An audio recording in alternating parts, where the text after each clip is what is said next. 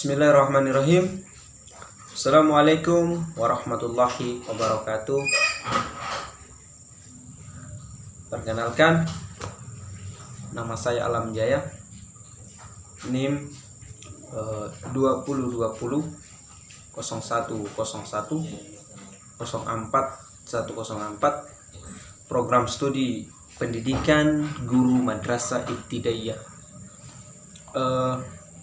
Pada kesempatan kali ini saya akan mencoba membahas tentang konsep dasar daripada seni musik di sekolah dasar atau madrasah ibtidaiyah. Jadi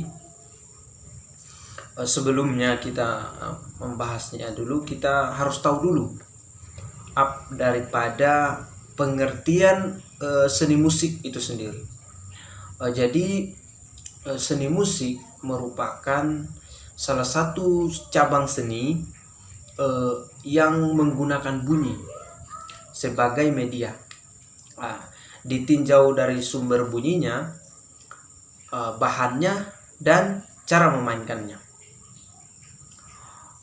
Hal inilah yang menyebabkan adanya perbedaan antara musik yang satu dengan musik yang lainnya. Ada musik yang disebut dengan mengeksplorasi sumber bunyi yang dihasilkan oleh organ tubuh daripada manusia itu sendiri atau peserta didik itu sendiri. Misalnya dengan bertepuk tangan, dengan bersiul, dengan suara mulut, dan lain sebagainya. Kemudian ada pula yang menggunakan alat-alat lain atau bahan-bahan lain. Misalnya ada batu, ada bambu, ada kayu, kemudian logam, dan sebagainya. Kita di Indonesia banyak sekali yang dapat kita temui alat-alat musik yang daripada alat-alat bambu, kayu, logam, dan sebagainya. Misalnya dari bambu ada seruling dan lain sebagainya. Nah, kemudian kita masuk pada fungsi daripada musik itu sendiri. Nah, dari dahulu sampai dengan sekarang, musik tidak dapat dipisahkan dari kehidupan manusia. Musik senantiasa hadir setiap saat, kapanpun manusia membutuhkannya. Jadi musik ini bukan hanya milik si kaya atau si miskin saja, tetapi adalah milik semua orang. Kemudian setiap musik pasti memiliki fungsi yang berbeda antara musik yang satu dengan musik yang lainnya. Fungsi tersebut ya sesuai dengan keinginan dari para pencipta atau masyarakat pemiliknya. Dari segi jumlah musik yang tersebar di beberapa daerah, dilihat dari fungsi dapat dikelompokkan menjadi beberapa bagian. Nah, yang pertama itu musik itu sebagai media ekspresi. Bagi para seniman, seni adalah merupakan satu-satunya media yang dapat dijadikan sebagai alat untuk mengungkapkan ekspresi yang ada dalam dirinya. Nah, seniman tari misalnya mengungkapkannya melalui gerak, pelukis misalnya mengungkapkannya melalui gambar-gambar bidang karya lukis. Nah, sama halnya dengan seni musik, bahwa dia menjadikan musik sebagai alat untuk mencurahkan berbagai ekspresi dan yang dimilikinya. Misalnya di Indonesia banyak ada musik yang untuk nuansa semangat, ada nuansa sedih. Jadi seorang seniman mencoba mengekspresikannya melalui musik. Nah, kemudian musik sebagai hiburan. Tentu tidak asing lagi bagi kita ketika mendengar musik, merupakan hasil karya yang diciptakan para seniman untuk memberikan hiburan di sela-sela kesibukan manusia sehari-hari. Nah, misalnya ada orang yang lelah bekerja, kemudian diperdengarkan musik. Nah, kemudian pasti setiap orang memiliki selera yang berbeda dalam memilih musiknya sebagai hiburan. Misalnya ada yang suka lagu dangdut, ada yang suka pop, jazz, ada yang musik tradisional, misalnya angklung, kelenengan,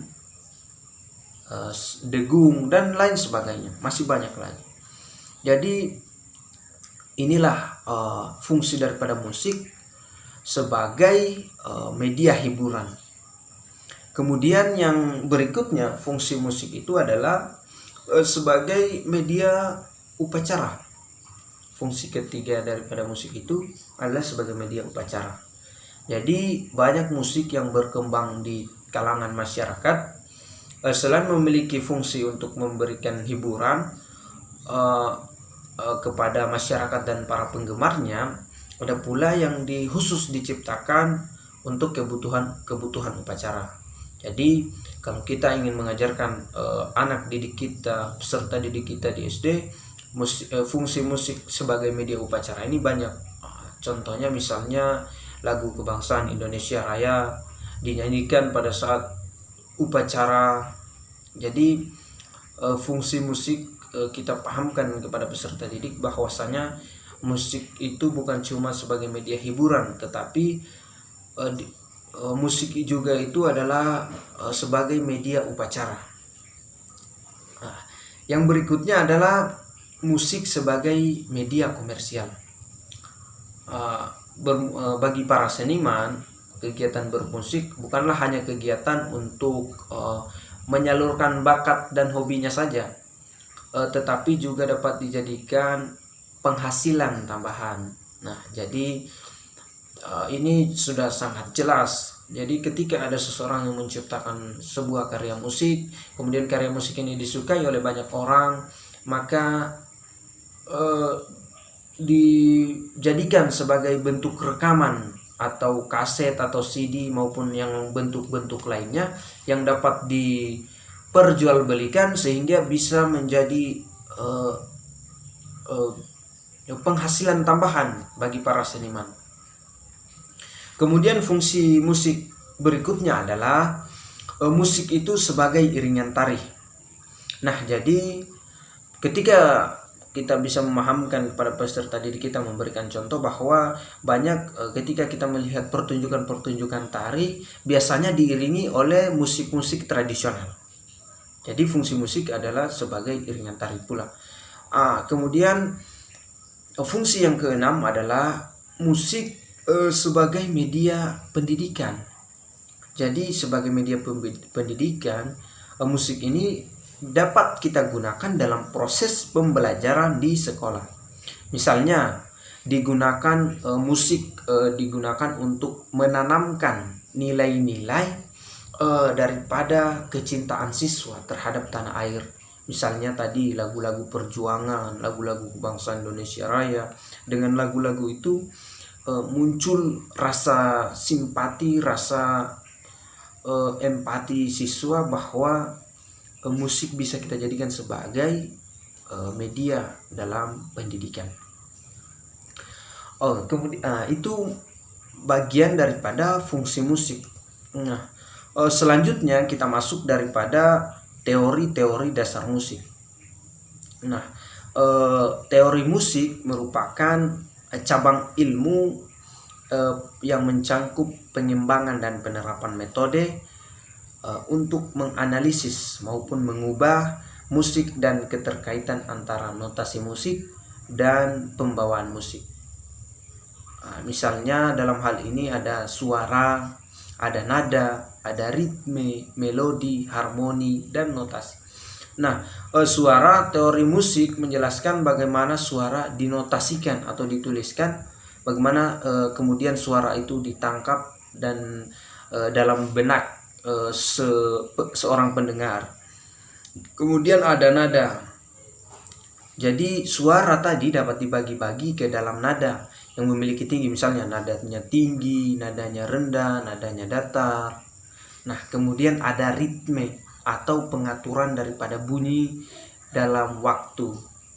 Nah, kemudian ada melodi. Melodi ini adalah serangkaian nada dalam waktu. Kemudian ada harmoni. Secara umum dapat kita katakan sebagai kejadian dua atau lebih nada dengan tinggi berbeda dibunyikan bersamaan. Kemudian ada notasi. Musik merupakan penggambaran tertulis atau atas musik. Misalnya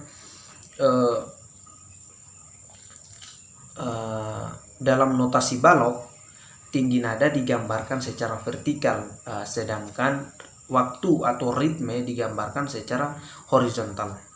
Kedua unsur-unsur ini akan membentuk para nada di samping petunjuk-petunjuk nada dasar, tempo, dinamika, dan sebagainya. Kiranya itu yang dapat saya jelaskan sedikit mengenai konsep dasar musik. Pada hakikatnya untuk mengajarkan konsep dasar musik pada anak didik sekolah dasar atau madrasah ibtidaiyah, bagaimana kita mengenalkan musik itu sendiri, kemudian mengenalkan daripada fungsi-fungsi musik itu sendiri. Jadi musik itu tidak hanya sebagai penghibur, tetapi musik bisa juga dijadikan sebagai media dalam belajar, media pendidikan untuk mendongkrak semangat peserta didik kita dalam hal misalnya menanamkan kecintaan terhadap tanah air. Jadi misalnya kita memberikan mereka sebuah lagu, misalnya lagu-lagu tentang perjuangan. Kiranya itu yang dapat saya sampaikan. Lebih dan kurangnya saya mohon maaf yang sebesar-besarnya. Bila ada kelebihan itu datangnya dari Allah Subhanahu wa taala. Bila ada kekurangan itu datangnya dari diri saya pribadi. Billahi taufiq wal hidayah. Assalamualaikum warahmatullahi wabarakatuh.